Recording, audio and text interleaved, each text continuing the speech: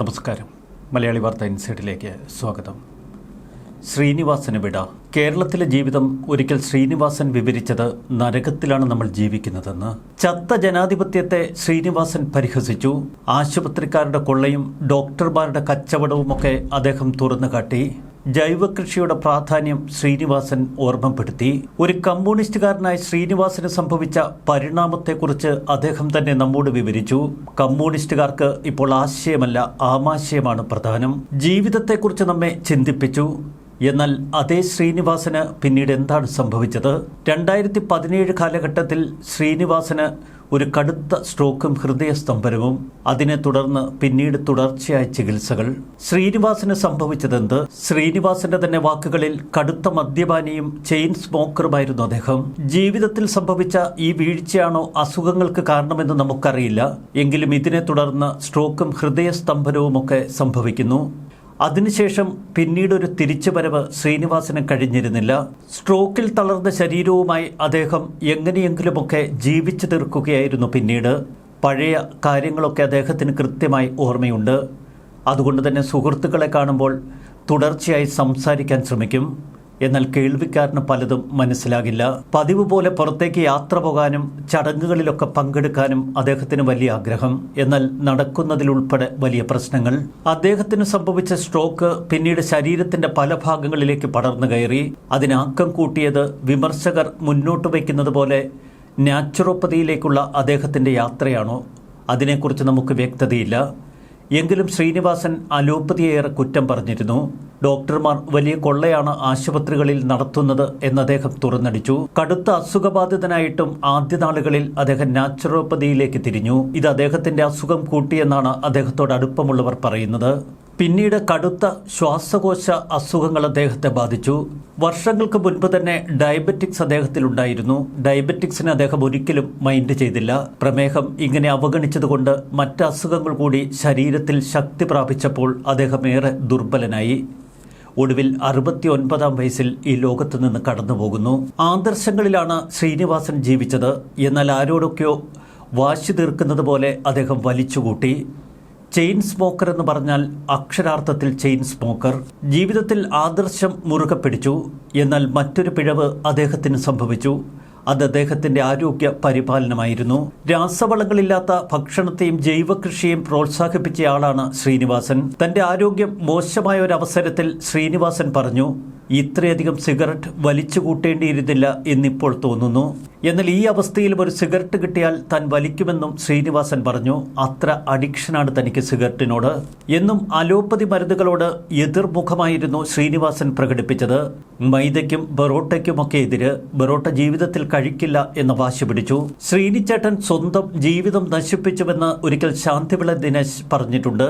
Cigarette വലിക്കരുതെന്ന് സഹപ്രവർത്തകർ അദ്ദേഹത്തോട് എപ്പോഴും ആവശ്യപ്പെടും. എഴുത്തിന്റെ മാനസിക ടെൻഷൻ അകറ്റാൻ അദ്ദേഹം പലപ്പോഴും മദ്യം ഉപയോഗിക്കാറുണ്ട്. അത് കടുത്ത മദ്യപാനത്തിലേക്ക് അദ്ദേഹത്തെ നയിച്ചു. ശ്രീനിവാസന്റെ തന്നെ വാക്കുകളിൽ രോഗം 2 വിധത്തിലുണ്ട്. രോഗത്തിനുള്ള ചികിത്സയും 2 തരമാണ്. 1 രോഗം മാറാനുള്ള ചികിത്സ, 2 പൈസ ഉണ്ടാക്കാനുള്ള ചികിത്സ. ഇന്ന് മിക്ക ആശുപത്രികളിലും നടക്കുന്നത് പൈസ ഉണ്ടാക്കാനുള്ള ചികിത്സയാണ് എന്ന് ശ്രീനിവാസൻ കേരളത്തോടൊരിക്കൽ തുറന്നു പറഞ്ഞിരുന്നു. ക്യാൻസർ ചികിത്സയിൽ തട്ടിപ്പുണ്ടെന്നും അവയവമാറ്റമൊക്കെ ശുദ്ധ ബിസിനസ്സാണെന്നും ഇതേ ശ്രീനിവാസൻ കേരളത്തോടൊരിക്കൽ പറഞ്ഞു. സിനിമയിലെ കേരളത്തിലെ ബുദ്ധിജീവി എന്ന് നമുക്ക് വിളിക്കാൻ ഒരേ ഒരാൾ മാത്രം, യാതൊരുവിധ ജാഠകളുമില്ലാത്ത ശ്രീനിവാസൻ.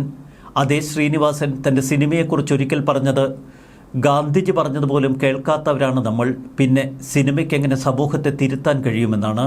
ചിരിച്ചും ചിന്തിപ്പിച്ചുമൊക്കെ ശ്രീനിവാസൻ നമ്മൾക്കിടയിൽ നിന്ന് കടന്നു പോകുമ്പോൾ ആദ്യം മനസ്സിലേക്ക് ഓടിയെത്തുന്നത് ഇത്ര നേരത്തെ ദൈവം എന്തിന് ശ്രീനിവാസനെ കൂട്ടിക്കൊണ്ടുപോയി എന്നാണ്.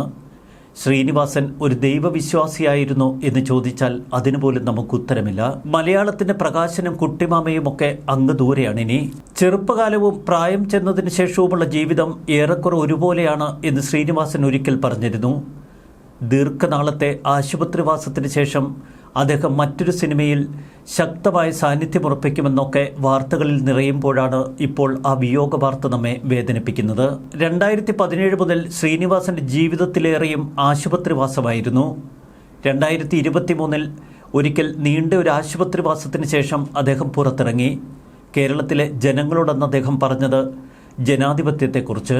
നരകത്തിലാണ് നമ്മുടെ ജീവിതം, ഇതിനെ നമ്മൾ ജനാധിപത്യമെന്ന് വിളിക്കുന്നു. കഴിവുള്ളവരെ തിരഞ്ഞെടുക്കാനുള്ള കഴിവ് വോട്ട് ചെയ്യുന്നവർക്കുണ്ടോ എന്ന് ശ്രീനിവാസൻ ജനങ്ങളോട് ചോദിച്ചു. ഇന്ത്യയിൽ പല തെറ്റുകൾ ചെയ്ത കള്ളന്മാരെ ആർക്കും ഒരു ചുക്കും ചെയ്യാൻ കഴിയാത്ത അവസ്ഥയാണിപ്പോൾ ഉള്ളതെന്നും ശ്രീനിവാസൻ ഓർമ്മപ്പെടുത്തി. എല്ലാ രാഷ്ട്രീയ കക്ഷികളെയും അദ്ദേഹം പരിഹസിച്ചു. അദ്ദേഹത്തിൻ്റെ സിനിമകളിലൂടെ എത്രയെത്ര നർമ്മഭാവനകളാണ് വിരിഞ്ഞത്. അതിൽ സത്യമുണ്ട്, പരിഹാസമുണ്ട്, ആശയങ്ങളുണ്ട്. അച്ഛൻ കമ്മ്യൂണിസ്റ്റുകാരനായിരുന്നു എന്ന് ശ്രീനിവാസൻ പറഞ്ഞിട്ടുണ്ട്. എന്നാൽ പിന്നീട് തൻ്റെ ജീവിതത്തിൽ ഒരുപാട് പരിണാമങ്ങളുണ്ടായി. കമ്മ്യൂണിസ്റ്റുകാരനായി പ്രവർത്തനം ആരംഭിച്ച ശ്രീനിവാസൻ കമ്മ്യൂണിസത്തെ തന്നെ നിശ്ചിതമായി വിമർശിച്ചു. കണ്ണൂരിൽ നിന്ന് മദ്രാസിലേക്ക് സിനിമാ മോഹങ്ങളുമായി പുറപ്പെട്ട ഒരു ചെറുപ്പക്കാരൻ പിന്നീട് രജനീകാന്തിൻ്റെ സഹപാഠിയായി. മമ്മൂട്ടിയായിരുന്നു അദ്ദേഹത്തിൻ്റെ ഏറ്റവും അടുത്ത സുഹൃത്ത്. എന്നാൽ മോഹൻലാലിനൊപ്പം മലയാള സിനിമയിൽ വിരിഞ്ഞത് സമാനതകളില്ലാത്ത ഒരു പുതുവസന്തം. ഒരിക്കൽ ഗുരുതുല്യനായ തൻ്റെ സുഹൃത്തെന്ന് പ്രിയദർശൻ ശ്രീനിവാസനെ വിശേഷിപ്പിക്കുന്നു. ഇതേ പ്രിയദർശൻ തന്നെയാണ് മലയാള സിനിമാ ലോകത്ത് ശരിക്കും ശ്രീനിവാസനൊരു ഇരിപ്പിടം ഉറപ്പിച്ചു കൊടുത്തത്. മദ്രാസിൽ സിനിമാ ജീവിതത്തിനു വേണ്ടി പൊരുതുന്നതിനിടയിൽ ഒരിക്കൽ പ്രിയദർശൻ ശ്രീനിവാസനോട് പറയുന്നു, നിനക്ക് ഞാനൊരു റോൾ തരാം, പക്ഷേ ഒരു തിരക്കഥ എഴുതി തരണം. അന്ന് വരെ തിരക്കഥയെക്കുറിച്ച് ചിന്തിക്കാത്ത ശ്രീനിവാസൻ അങ്ങനെ തിരക്കഥ രചനയിലേക്ക് കടക്കുന്നു. മദ്രാസിൽ ശ്രീനിവാസൻ്റെ രൂപവും ഭാവവും ഒക്കെ കണ്ട് ആളുകൾ പരിഹസിച്ച് ചിരിക്കും. മെലിഞ്ഞുണങ്ങിയ ഒരു ചെറുപ്പക്കാരൻ, ഇവനെങ്ങനെ സിനിമയിലൊരു നായകനാകും എന്ന് പരസ്പരം ആളുകൾ ചോദിച്ചിരുന്ന കാലം. അവിടെ നിന്നാണ് പ്രിയദർശൻ മലയാള സിനിമയുടെ അമരത്തേക്ക് ശ്രീനിവാസനെ കൂട്ടിക്കൊണ്ടുവരുന്നത്. അതൊരു വല്ലാത്ത വരവായിരുന്നു. ഒരു പ്രമേയം രസകരമായി എങ്ങനെ അവതരിപ്പിക്കണമെന്ന് ശ്രീനിവാസനോട് ആരും പറഞ്ഞു കൊടുക്കേണ്ടതില്ല. എല്ലാം നേരത്തെ എഴുതിക്കൂട്ടുന്ന ശീലമൊന്നും ശ്രീനിവാസനില്ല. അന്നൊക്കെ ഒരു ഫുള്ളും കുറെ സിഗരറ്റുമായി ഒരു മുറിയിൽ ശ്രീനിവാസൻ ഇരിപ്പുറപ്പിക്കും. പിന്നീട് തൊട്ടടുത്ത ദിവസം ലൊക്കേഷനിലേക്ക് ഓരോ പേപ്പറുകളായി അദ്ദേഹത്തിൻ്റെ തിരക്കഥയെത്തും. ആ തിരക്കഥയിലൂടെ കണ്ണോടിക്കുന്ന സംവിധായകരും നടീനടന്മാരുമൊക്കെ പൊട്ടിച്ചിരിക്കും. ആ ചിരി അവർ തങ്ങളുടെ നടനങ്ങളിലൂടെ ആവിഷ്കരിക്കും. പിന്നീട് മലയാള സിനിമാ പ്രേക്ഷകർ തിയേറ്ററുകളെ ചിരിയുടെ പൂരപ്പറമ്പുകളാക്കും. ശ്രീനിവാസൻ സിനിമകൾ കണ്ട് ലക്ഷങ്ങൾ ചിരി തുടരുമ്പോൾ ശ്രീനിവാസൻ മറ്റൊരിടത്തിരുന്ന് വീണ്ടും അടുത്ത സിനിമയുടെ തിരക്കഥയിലേക്ക്. ഒരു കാലഘട്ടത്തിനൊപ്പമല്ല ശ്രീനിവാസൻ ജീവിച്ചത്, ആ കാലഘട്ടത്തിനുമപ്പുറം. അതുകൊണ്ട് തന്നെ ഇന്നത്തെ പുതുതലമുറയും അദ്ദേഹത്തിൻ്റെ നർമ്മം കണ്ടിച്ചിരിക്കുന്നു. 1984 ഓടരുതമ്മാവ ആളറിയാം എന്ന പ്രിയദർശൻ ചിത്രത്തിലൂടെ തിരക്കഥാകൃത്തായി ശ്രീനിവാസന്റെ അരങ്ങേറ്റം. പിന്നീട് എഴുത്തുവഴിയിൽ അദ്ദേഹം ചിലവിട്ടത് നീണ്ട 4 പതിറ്റാണ്ടുകൾ. തിരക്കഥാ സംഭാഷണം ശ്രീനിവാസൻ എന്ന് സ്ക്രീനിൽ തെളിയുമ്പോൾ നിർത്താതെ കൈയടിക്കുന്ന പ്രേക്ഷകർ. അവർക്കറിയാം അതിലെ ശ്രീനിവാസൻ ടച്ച്. മലയാളത്തിന്റെ സ്ക്രീൻ റൈറ്റിംഗ് രാജ്യശില്പി എന്നറിയപ്പെടുന്ന KG ജോർജിനൊപ്പം സഹകരിക്കാൻ കഴിഞ്ഞു എന്നതാണ് തന്റെ ജീവിതത്തിലെ ഏറ്റവും വലിയ കാര്യമെന്ന് ഒരിക്കൽ ശ്രീനിവാസൻ പറഞ്ഞിരുന്നു. ശ്രീനിവാസന്റെ രചനകളിൽ ചില സ്ഥലങ്ങളിലെങ്കിലും അദ്ദേഹം തന്റെ പേര് വെച്ചിട്ടില്ല. സാമ്പത്തികമായിരുന്നു പലപ്പോഴും ഇത്തരം എഴുത്തുകളുടെ പ്രലോഭനമെന്ന് ശ്രീനിവാസൻ തന്നെ പറഞ്ഞു. തിരക്കഥ എഴുത്ത് നല്ല വശമുള്ള പ്രിയദർശന് ഒരു കയ്യാളായി കൂട്ടായി പിന്നീട് ശ്രീനിവാസൻ. പ്രിയദർശൻ സംവിധാന തിരക്കുകളിലേക്ക് കടന്നപ്പോൾ തിരക്കഥയുടെ പൂർണ്ണ ചുമതല അങ്ങനെ ശ്രീനിവാസന് നൽകി. തിരക്കഥാ രചന എന്ന അണ്ടഘടാകത്തിലേക്ക് എന്നെ ബലമായി തള്ളിയിട്ടയാളാണ് പ്രിയദർശൻ എന്ന് ശ്രീനിവാസൻ പിന്നീട് പറഞ്ഞിട്ടുണ്ട്. ഓടരുതമ്മാവ വലിയ ഹിറ്റായതോടെ ശ്രീനി പ്രിയൻ കൂട്ടുകെട്ട് അങ്ങനെ ജഗപുകയായി. പിന്നീടാണ് ജഗദീഷിന്റെ കഥയിൽ സിബി മലയിൽ മുത്താരംകുന്ന് PO എന്ന പടം പ്ലാൻ ചെയ്തത്. അപ്പോഴും തിരക്കഥ എഴുതാൻ ശ്രീനി മാത്രം. ശ്രീനിവാസൻ പറയുന്നു, തിരക്കഥ എന്ന മാറാപ്പ് ചുമന്നേ തീരൂ എന്ന ഘട്ടത്തിലെത്തി. അതുകൊണ്ട് തന്നെ താനത് ചുമന്നുവെന്ന്. പിന്നീട് ബോയിങ് അടക്കം അക്കാലത്ത് വൻ ഹിറ്റായ പല സിനിമകളുടെയും തിരക്കഥ പിറന്നത് ശ്രീനിവാസന്റെ പേനത്തുമ്പിൽ നിന്ന്. അങ്ങനെ സത്യനന്ദിക്കാട് ശ്രീനിവാസൻ കൂട്ടുകെട്ടിൽ ഗാന്ധിനഗർ, സെക്കൻഡ് സ്ട്രീറ്റ്, സന്മനസ്സുള്ളവർക്ക് സമാധാനം, നാടോടിക്കേറ്റ് എന്നിങ്ങനെ സൂപ്പർ ഹിറ്റ് സിനിമകൾ. ഇതോടെ മലയാള സിനിമാ ലോകം മറ്റൊരു തലത്തിലേക്ക് ഉയർന്നു. നർമ്മ വസന്തത്തിന്റെ നാളുകളായിരുന്നു അവ. ഒപ്പം പ്രമേയത്തിൽ ശക്തമായ സിനിമകൾ. മനുഷ്യന്റെ ജീവിത പ്രതിസന്ധികളും അവസ്ഥാന്തരങ്ങളും നിസ്സഹായതയുമൊക്കെ നർമ്മത്തിൽ ചാലിച്ച് ശ്രീനിവാസൻ നല്ല സൂപ്പർ സിനിമകളാക്കി. വരവേൽപ്പ്, സന്ദേശം, മിഥുനം, വെള്ളാനകളുടെ നാട് തുടങ്ങി ഒരുപിടി സിനിമകൾ. പിന്നീട് സംവിധായകന്റെ റോളിലേക്ക് ശ്രീനിവാസൻ ഉയർത്തപ്പെട്ടു. ഒപ്പം ഏറ്റവും മികച്ച നടൻ എന്ന നിലയിലേക്കുള്ള ശ്രീനിവാസന്റെ വളർച്ച. തോപ്പിൽ ഫാസിയും SL പുരവുമൊക്കെ തുടങ്ങിയ തിരക്കഥ രചന.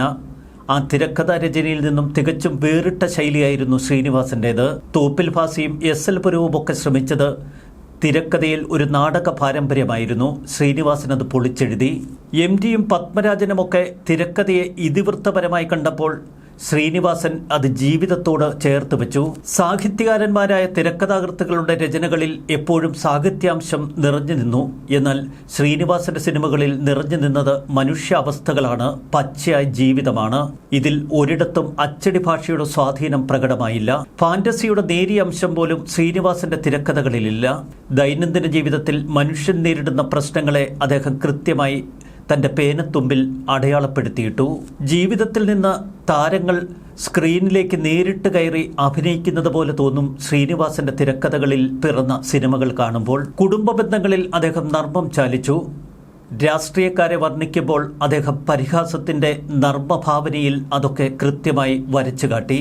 സാമൂഹ്യ പ്രതിബദ്ധതയുള്ള ഒരുപിടി സിനിമകളാണ് ശ്രീനിവാസന്റെ പ്രത്യേകത.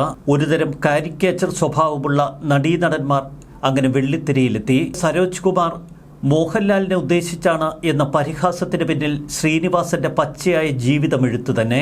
നർമ്മത്തിന്റെയും ആക്ഷേപഹാസ്യത്തിന്റെയും ഒക്കെ പുറത്തോടിൽ സന്ദേശം പോലുള്ള സിനിമകൾ പിറന്നപ്പോൾ നമ്മൾ പലതും തിരിച്ചറിഞ്ഞു. നടൻ എന്ന നിലയിൽ സ്വയം പരിഹാസ്യനായി അഭിനയിക്കാൻ ഒരു മടിയുമില്ല ശ്രീനിവാസന്. അതുകൊണ്ട് തന്നെ വടക്കുനോക്കിയന്ത്രത്തിലെ ആ ശ്രീനിവാസന്റെ കഥാപാത്രം ഇപ്പോഴും നമ്മുടെ മനസ്സിൽ നിറഞ്ഞു നിൽക്കുന്നു. അഴിമതി, ട്രേഡ് യൂണിയനിസം, തൊഴിലില്ലായ്മ, തൊഴിൽ ചൂഷണം, തൊഴിലാളികളിൽ നിന്ന് തൊഴിലുടമയിലേക്കുള്ള പരിവർത്തനം, അങ്ങനെ പല സങ്കല്പങ്ങളും അദ്ദേഹത്തിന്റെ സിനിമയിൽ പൊളിച്ചെഴുതപ്പെട്ടു. അതുവരെ മലയാള സിനിമയിൽ നിലവിലുണ്ടായിരുന്ന പല സങ്കല്പങ്ങളും അദ്ദേഹം പൊളിച്ചെഴുതി. സന്മനസ്സുള്ളവർക്ക് സമാധാനം എന്ന സിനിമ ഉദാഹരണമാണ്. കഥയിലുടനീളം പരസ്പരം വഴക്കടിക്കുന്നവരാണ് നായകനും നായികയും. വരവേൽപ്പ് എന്ന സിനിമ നമുക്കൊരിക്കലും മറക്കാൻ കഴിയില്ല. അത് കേരളത്തിന്റെ കഥയാണ്. ഇടത്തരക്കാരന്റെ ജീവിതം ഏറ്റവും ശക്തവും സുന്ദരവും ഫലപ്രദവുമായി അവതരിപ്പിച്ചത് ശ്രീനിവാസന്റെ തന്നെ തിരക്കഥകളിലാണ്. നൂൽപ്പാലത്തിലൂടെയാണ് നമ്മുടെയൊക്കെ ജീവിത സഞ്ചാരമെന്ന് അദ്ദേഹം കൃത്യമായി നമുക്ക് മുന്നിൽ അവതരിപ്പിച്ചു. ഉപരിവർഗത്തിന്റെ ജീവിത രീതിയിലേക്കുള്ള എത്തിനോട്ടമാണ് സാധാരണക്കാരന്റെ ഒരു വശത്തുള്ള നർമ്മരസം. എന്നാൽ ഉപരിവർഗത്തിലേക്ക് എത്തിപ്പെടാനുള്ള ഭൗതിക സാഹചര്യങ്ങളും സാമ്പത്തിക ഭദ്രത ഇല്ലായ്മയും ഈ നിസ്സഹായതയാണ് പലപ്പോഴും നർമ്മത്തിന്റെ കാതൽ. ഇത്തരം തത്രപ്പാടിനിടയിൽ അതോ തലത്തിലേക്ക് വീഴാതെ സൂക്ഷിക്കുകയും ചെയ്യണം. മിഥുനം എന്ന സിനിമ നമ്മുടെയൊക്കെ ജീവിതത്തിൽ എപ്പോഴും നമ്മൾ ചർച്ച ചെയ്തിട്ടുണ്ട്. അതിൽ ഉർവശി എന്ന കഥാപാത്രം പറയുന്ന പരാതികൾ, ഒരു കുടുംബത്തിന്റെ നൂലിഴ ബന്ധങ്ങൾ, കപട ബുദ്ധിജീവി നാട്യങ്ങളൊന്നുമില്ലാത്ത ഒരു സാധാരണക്കാരന്റെ എഴുത്ത്, സിനിമയുടെ രാഷ്ട്രീയം എന്ത് എന്ന് കേരളത്തിന് മനസ്സിലാക്കി തന്ന ഒരു രചയിതാവാണ് ശ്രീനിവാസൻ. ഒപ്പം സംവിധായകനും. വ്യക്തികൾ ചേർന്നതാണ് കുടുംബം. നിരവധി കുടുംബങ്ങൾ ഉൾക്കൊള്ളുന്ന സമൂഹം.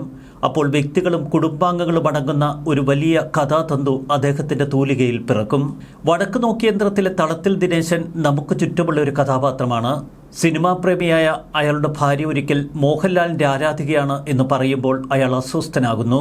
അതിന്റെ പേരിൽ അയാൾ താരങ്ങളെ ഒന്നടങ്കം വിലയിടിച്ച് സംസാരിക്കുന്നു. അയാളുടെ സ്വന്തം അനുജൻ വലിയ തമാശക്കാരനാണ് എന്ന് ഭാര്യ പറയുമ്പോൾ അതൊക്കെ ഞാൻ പഠിപ്പിച്ചു കൊടുത്തതല്ലേ എന്ന വീമ്പിളക്കൽ. ഇതേ തളത്തിൽ ദിനേശന്റെ ആദ്യ രാത്രിയിൽ ഭാര്യയോടെങ്ങനെ സംസാരിക്കണമെന്നതുപോലും ഒരു പൈങ്കിളി നോവലിസ്റ്റ് അയാൾക്ക് പറഞ്ഞു കൊടുക്കേണ്ടി വരുന്ന അവസ്ഥ. കടുത്ത ആത്മവിശ്വാസക്കുറവുള്ള ഒരു ഭർത്താവിനെ കൃത്യമായി അവതരിപ്പിച്ചുകൊണ്ട് ശ്രീനിവാസൻ എന്ന് കയ്യടി നേടി. ചിന്താവിഷ്ടയായ ശ്യാമള പലതലങ്ങളിൽ നിർവചിക്കപ്പെടേണ്ട ഒരു നായിക തന്നെയാണ്.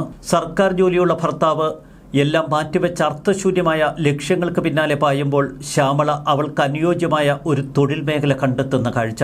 വൈരുദ്ധ്യങ്ങളാണ് ശ്രീനിവാസന്റെ ഏറ്റവും വലിയ കൈക്കരുത്ത്. വൈരുദ്ധ്യങ്ങളിൽ നിന്നാണ് സിനിമയുടെ കഥാഗതി വളർച്ചയ്ക്ക് ആവശ്യമായ ഊർജം അദ്ദേഹം സംഭരിക്കുന്നത്. മലയാളികൾ ഇന്ന് നിത്യജീവിതത്തിൽ ഉപയോഗിക്കുന്ന പല ഹാസ്യപ്രയോഗങ്ങളും ശ്രീനിവാസന്റെ സംഭാവനയാണ്. പോളണ്ടിനെ പറ്റി ഒരക്ഷരം മിണ്ടരുത്, എല്ലാത്തിനും അതിൻ്റെതായ ഒരു സമയമുണ്ട് ദാസ. മലയാള സിനിമയുടെ ഒരു കാലഘട്ടത്തെ തോളിലേറ്റിയാണ് ഈ പ്രതിഭ ഇപ്പോൾ വിടവാങ്ങിയിരിക്കുന്നത്. ശ്രീനിവാസന്റെ ചിരിക്ക് പിന്നിൽ മൂർച്ചയേറിയ ഒരു പേനയുണ്ടായിരുന്നു എന്ന് നമ്മൾ തിരിച്ചറിഞ്ഞ നാളുകൾ. മലയാള സിനിമയിൽ പരിഹാസം കൊണ്ട് വിപ്ലവം സൃഷ്ടിച്ച യഥാർത്ഥ വിപ്ലവകാരിയാണ് ഇപ്പോൾ നമ്മളിൽ നിന്ന് അകന്നു പോകുന്നത്. കണ്ണൂരിലെ കൂത്തുപറമ്പിൽ നിന്ന് മദ്രാസിലെ ഫിലിം ഇൻസ്റ്റിറ്റ്യൂട്ടിലേക്ക് വണ്ടി കയറുമ്പോൾ ശ്രീനിവാസൻ ഒരൊറ്റ ലക്ഷ്യം മാത്രമേ മുന്നിലുള്ളൂ: എങ്ങനെയെങ്കിലും സിനിമയുടെ ഭാഗമാകണം. ഒരു സത്യം തിരിച്ചറിയണം: ശ്രീനിവാസൻ എന്ന പ്രതിഭ ജനിച്ചില്ലായിരുന്നു എങ്കിൽ മോഹൻലാൽ എന്ന നടന്റെ കരിയർ ഇത്രത്തോളം തിളങ്ങുമായിരുന്നു. ശ്രീനിവാസൻ വെറുമൊരു നടനല്ല, അദ്ദേഹം തികഞ്ഞ ഒരു രാഷ്ട്രീയ നിരീക്ഷകനാണ്, വിമർശകനാണ്. പാർട്ടി നേതാക്കളെയും നമ്മുടെ രാഷ്ട്രീയ സംവിധാനങ്ങളെയും ജനാധിപത്യത്തെയും ഒക്കെ അദ്ദേഹം കടുത്ത വിമർശനങ്ങളാൽ പൊരിച്ചു. എനിക്കാരെയും പേടിയില്ല എന്ന് ശ്രീനിവാസൻ പറയുന്നത് വെറുതെയല്ല. അദ്ദേഹത്തിന്റെ ആത്മധൈര്യം അതിനദ്ദേഹത്തെ പ്രേരിപ്പിക്കുന്നു. 1956 ഏപ്രിൽ 6 കണ്ണൂരിലെ പാറ്റത്താണ് ശ്രീനിവാസന്റെ ജനനം. സ്കൂൾ അധ്യാപകനും കടുത്ത കമ്മ്യൂണിസ്റ്റ് പ്രവർത്തകനുമായിരുന്ന ഉണ്ണി എന്ന ഉച്ചമ്പള്ളി ഉണ്ണിയുടെ മകൻ. പാട്യത്തെ വായനശാലയിലും നാടകവേദികളിലുമാണ് ശ്രീനിവാസൻ എന്ന കലാകാരന്റെ ജനനം. ജ്യേഷ്ഠൻ രവീന്ദ്രനായിരുന്നു തന്റെ ആദ്യ ഗുരുവെന്ന് ശ്രീനിവാസൻ പറഞ്ഞിട്ടുണ്ട്. അടിയന്തരാവസ്ഥക്കാലത്ത് ഇന്ദിരാഗാന്ധിക്കെതിരെ ഖരീബി ഹടാവോ എന്ന നാടകം എഴുതി അവതരിപ്പിക്കാൻ ചങ്കൂറ്റം കാണിച്ച ആ പഴയ നാടകക്കാരിലാണ് പിൽക്കാലത്തെ സന്ദേശമെഴുതിയ വിപ്ലവകാരി പിറക്കുന്നത്. മദ്രാസിലെ അടയാർ ഫിലിം ഇൻസ്റ്റിറ്റ്യൂട്ടിൽ നിന്ന് 1977 ഫിലിം മേക്കിങ്ങിൽ ഡിപ്ലോമ നേടി ശ്രീനിവാസൻ പുറത്തേക്കിറങ്ങി. തമിഴകത്തിന്റെ സൂപ്പർ സ്റ്റാർ രജനീകാന്ത് ആയിരുന്നു അദ്ദേഹത്തിന്റെ സഹപാഠി. ആ വർഷം P.A. ബക്കറിന്റെ മണി മുഴക്കത്തിലൂടെ അഭിനയ രംഗത്തെത്തി. ദീർഘനാളായി അസുഖബാധിതനായിരുന്ന ശ്രീനിവാസൻ ഉദയംപേരിലെ വീട്ടിൽ കഴിഞ്ഞ കുറച്ച് ദിവസങ്ങളായി കടുത്ത വിശ്രമത്തിലായിരുന്നു. പെട്ടെന്ന് അസുഖം മൂർച്ഛിച്ചതിനെ തുടർന്ന് തൃപ്പൂണിത്തറയിലെ ആശുപത്രിയിൽ പ്രവേശിപ്പിച്ചു. ശനിയാഴ്ച രാവിലെ മരണം സ്ഥിരീകരിച്ചു. അസുഖം ഇത്രയേറെ തളർത്തിയില്ലായിരുന്നുവെങ്കിൽ ശ്രീനിവാസന്റെ പേനത്തുമ്പിൽ നിന്ന് ഇനിയും ഒരുപാട് അത്ഭുതങ്ങൾ പിറന്നേനെ. മലയാള സിനിമാ ലോകം അദ്ദേഹത്തിന്റെ വിയോഗത്തിൽ വിതുമ്പുകയാണ്. ന്യൂസ് ഡെസ്ക് മലയാളി വാർത്ത ഇൻസൈഡ്.